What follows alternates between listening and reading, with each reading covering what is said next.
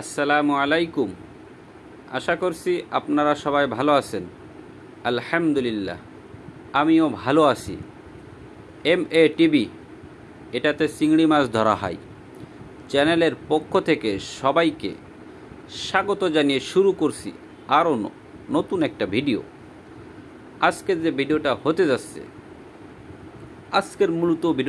যাচ্ছে, আমার ছোট পুকুর দেখাবো এবং আমার ছোট পুকুরের কিছু ছোট পোনা দেখাবো। যেহেতু গতকালকে সিয়াম ভাই শোল মাছের ছোট পোনা দেখিয়েছে, তো ভাবলাম আমিও কিছু শোল মাছের ছোট পোনা দেখাই। তো যে চিন্তা সেই ভাবনা, তো সেটাই আর কি দেখাচ্ছি আপনাদেরকে আজকে। মূলত আমার ছোট পুকুর দেখাবো এবং ছোট পুকুরে কতগুলা পোনা মাছ আছে সেটাই মূলত দেখাবো।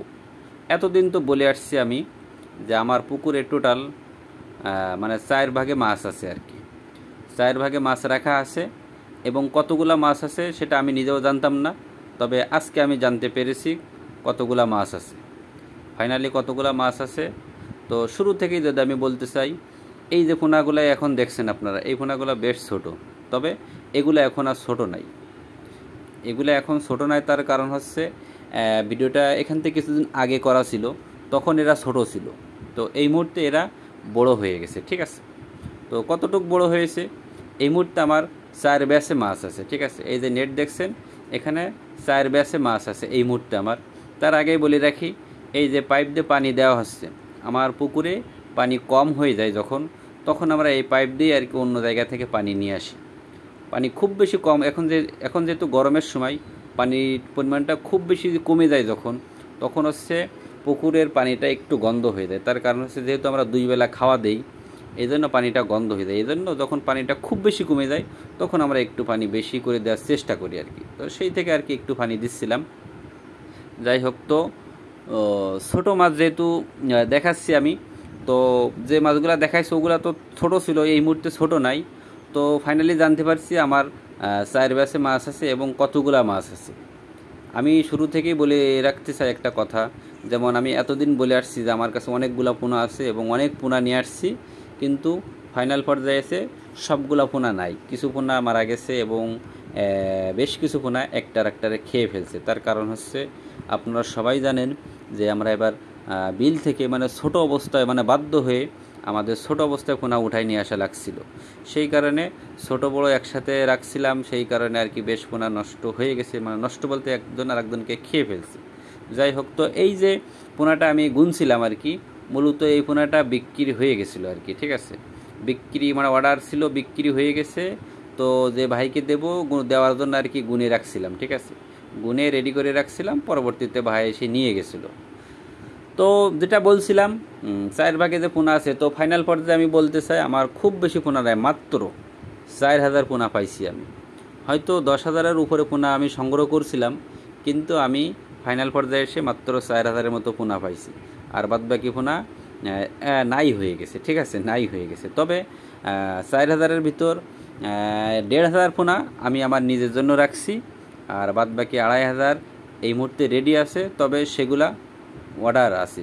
ঠিক আছে, সেগুলো অর্ডার আছে, যে ভাই অর্ডার দিয়েছে অল্প কিছুদিনের ভিতরে আর কি মাছটা আমার এখান থেকে নিয়ে যাবে আর কি। যাই হোক, তো একটা কথা আমি বলতে চাচ্ছিলাম গত 2টা ভিডিও আগে আর কি, যে আপনারা শোল মাছের পোনা হ্যাচারি থেকে নেবেন না। তো আমি এটাও বলতে চাই যে শোল মাছ চাষ করতে হলে শোল মাছের পোনা আমার কাছ থেকে নিতে হবে, এমনটা আমি বলতে চাচ্ছি না। ঠিক আছে, এমনটা আমি বলবও না যে আমার কাছ থেকে শোল মাছের পোনা নিতে হবে, তা নাহলে আপনারা শোল মাছ চাষ করতে পারবেন না। এটা আমি কখনো বলি নাই আর ভবিষ্যতে বলবও না। ঠিক আছে, তবে একটা সতর্কর জন্য একটা আমি কথা বলতে চাই, সেটা আপনাদেরকে, এটা অবশ্যই আশা করি আপনারা মানবেন, তা না হলে যদি না মানেন আপনাদের সমস্যা হবে। আমাদের এক পরিচিত ভাইয়ের হয়েছে এবং আপনাদের সাথে এরকম হতে পারে, এই জন্য আপনাদেরকে সাবধান করে দিচ্ছি আমি। সেটা হচ্ছে, যেমন আমি বলতে চাই, আপনারা শোল মাছ চাষ না করে থাকবেন তাও ভালো, কিন্তু হ্যাচারির থেকে শোল মাছের পোনা নিয়ে শোল মাছ চাষ করবেন না।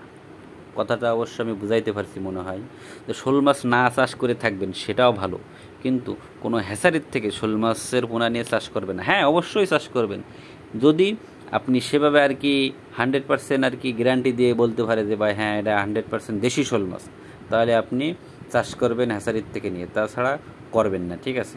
তবে এখন ওই রকম ভালো মানুষ খুব কম আছে ভাই। একটা উদাহরণ, একটা কথা বলবো, আপনারা অবাক হয়ে যাবেন, ঠিক আছে।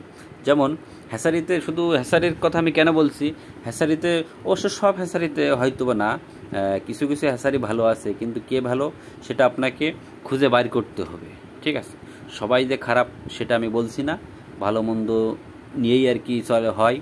তো যে ভালো সেটাকে আপনাকে খুঁজে বাইর করতে হবে। তো একটা ঘটনা আমি বলি, আপনার অবাক হয়ে যাবেন, ঠিক আছে। যেমন আমাদের পরিচিত এক ভাই, ঠিক আছে, পরিচিত ভাই, এবং সে একজন শোল মাছ চাষি, এবং পুরাতন চাষি।